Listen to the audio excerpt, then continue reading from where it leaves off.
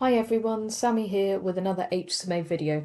Today I'm going to talk through installing virtual environments, the virtual environments you need for the HSMA course without using Anaconda. Now, while we generally recommend the installation and use of Anaconda within the HSMA course, we recognise that sometimes your IT departments might not be on board with that and you may only have access to the default Python. Alternatively, as you get further through your coding journey, you might find that for one reason or another you don't want to carry on using Anaconda, and it is useful knowing how to use virtual environments. The built-in virtual environments feature particularly in VS Code to manage your package dependencies. You may find that one works better than the other for your day-to-day workflow. And in particular, I use the method that we are going to be looking at today for my day-to-day work.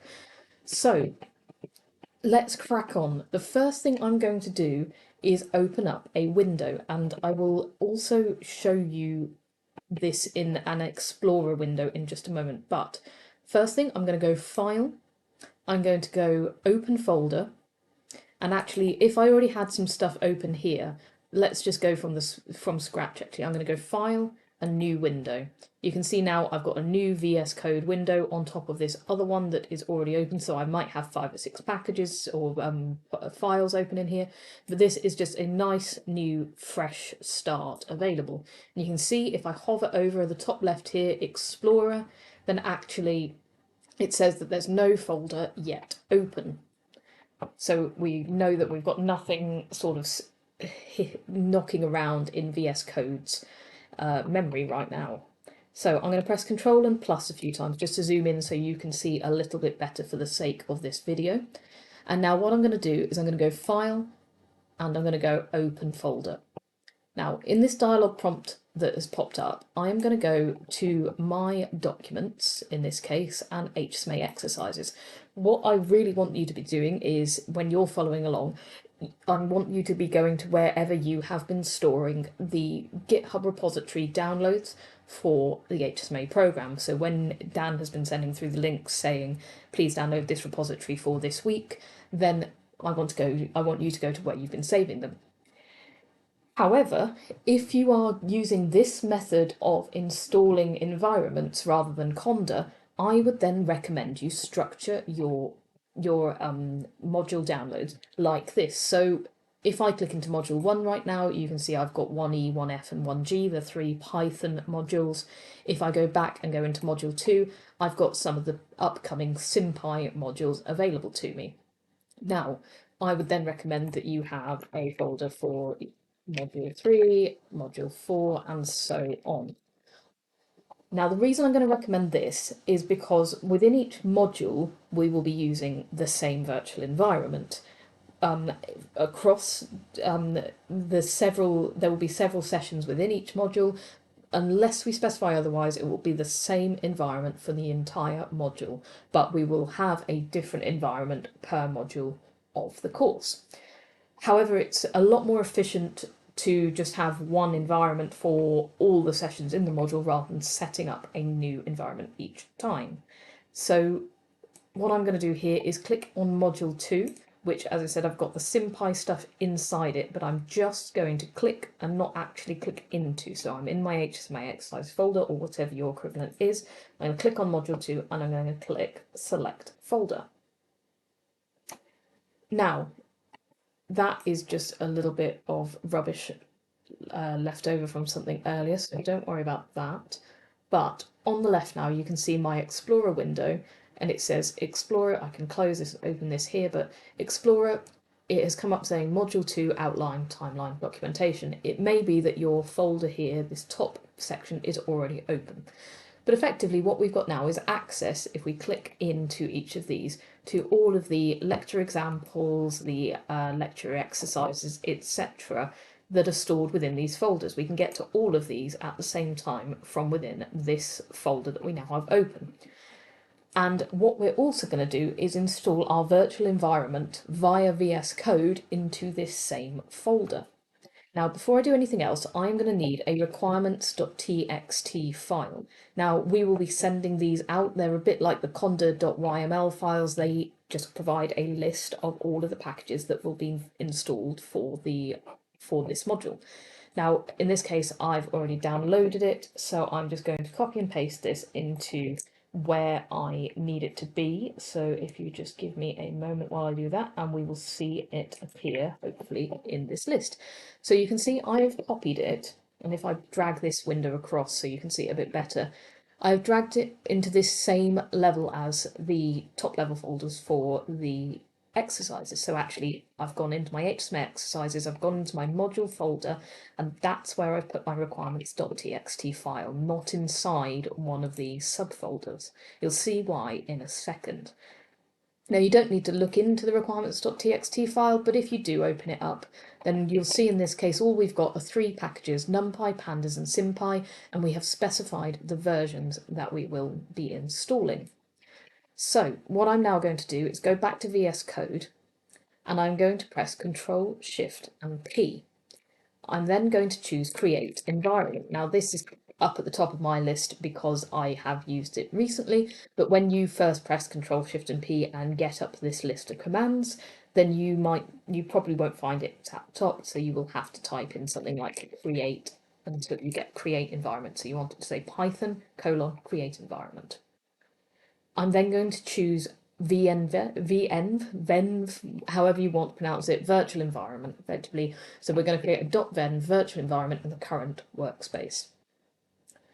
I am then going to choose my version of Python. Now I have a couple of different versions of Python installed on my computer, so I can actually make a choice. A lot of you may only have one version of Python installed, and that is one of the downsides of this approach rather than using Conda. Conda, we can specify exactly which version of Python we want to use for a given package install. Now this does make sure that everything is going to work exactly as the original sender of your requirements.txt file intended.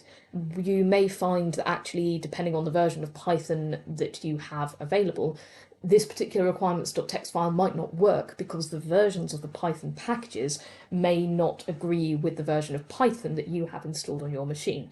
There are a couple of ways around this, which I'll talk about in a moment, but for now I'm just going to have, it's worth knowing that's a potential issue, and I'm going to choose at this moment in time Python 3, let me just check, I think we were using, I can't remember what version of Python that we were using in the example for this, but I'm just going to use Python 3.11.9. Let's try that one. That's the nice middle ground of being quite recent, but not so recent that all the bugs haven't been ironed out yet. And there have been a few sort of breaking changes with Python version 3.12, so it's probably best to avoid that one if possible at this moment in time, which is May 2024.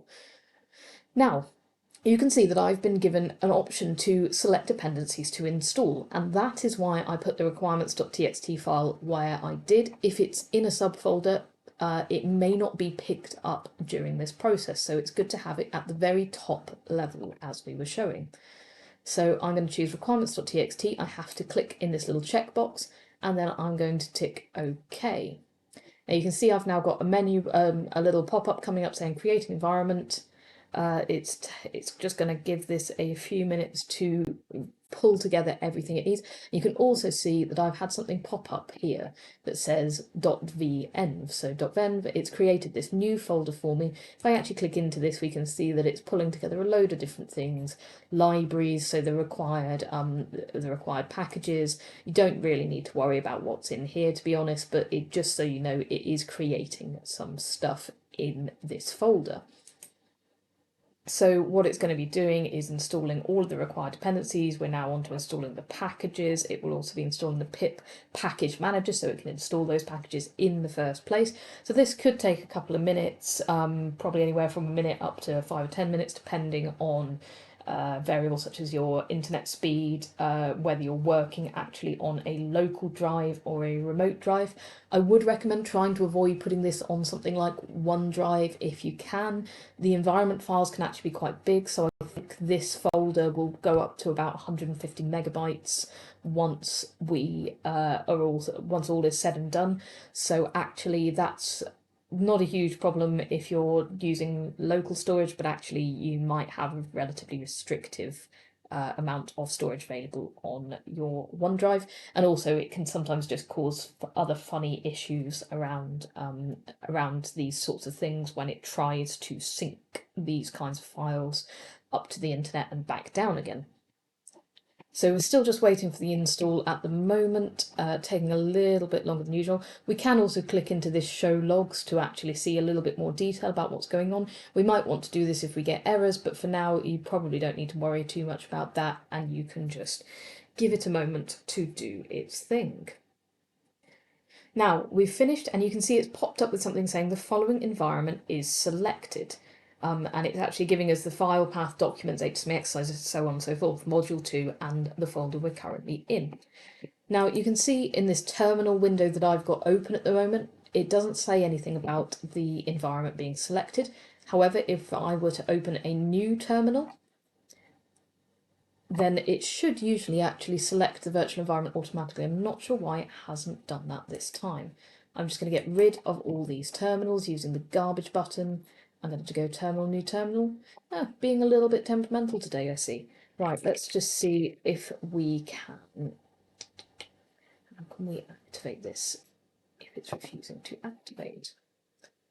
Well, I'm going to go in and I'm going to open up a lecture example for now. I'm going to open up SymPy example 1, and you can see at the bottom right here it says Python 3.11.9 venv. So actually what we've got here is that it has activated our virtual environment within Python. If I were to run this now, run or debug, and choose run current file in interactive window, you can see again it has automatically selected the kernel .venv scripts python.exe, so it's just calling it .venv. That is one thing that you will notice is quite different about about this compared to Anaconda. So when you see Dan and I demonstrating, you'll see that it says DES or machine learning or something like that. The name will reflect the module that we're working on in some way.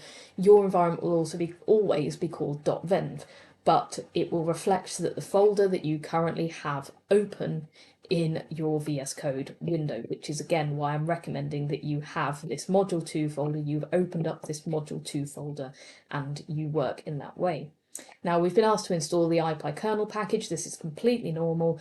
When you install when you create a new virtual environment, we don't tend to specify that one goes in there by default. So actually you will need to install this, but you should only need to do that once per environment creation, and actually this will automatically, clicking on that install will make sure it installs automatically into the right place.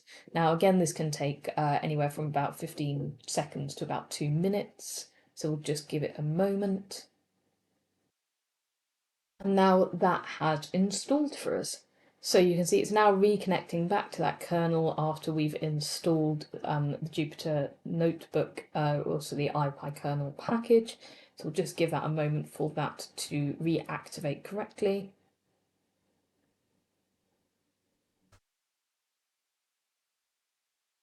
And now that that message has gone away, I'm going to try running this again. So actually it looks like it's automatically rerunning it for me, which is great. So we'll just give that a moment to see if that works.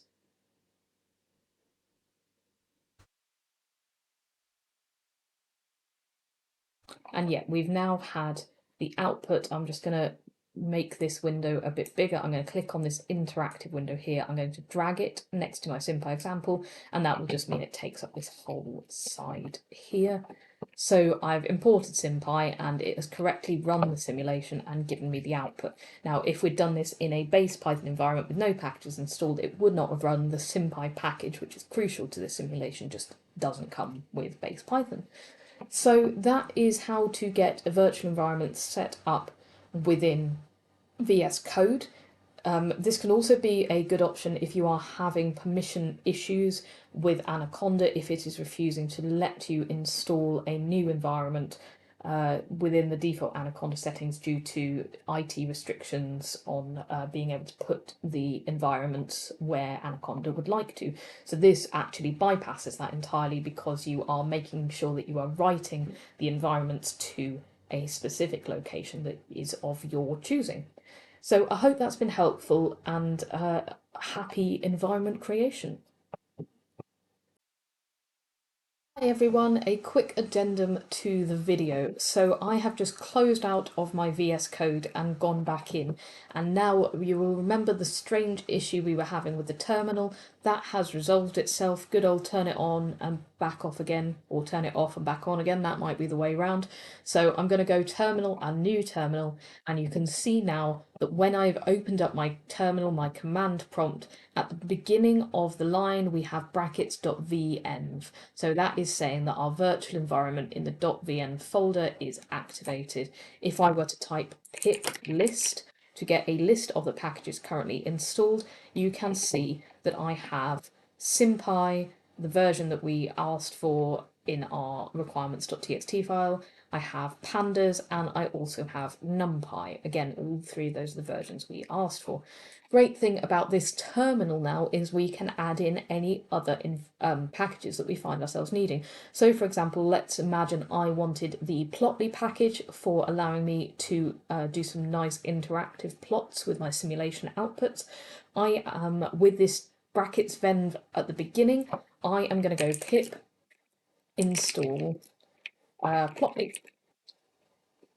And you can see it's going to think about this. I've downloaded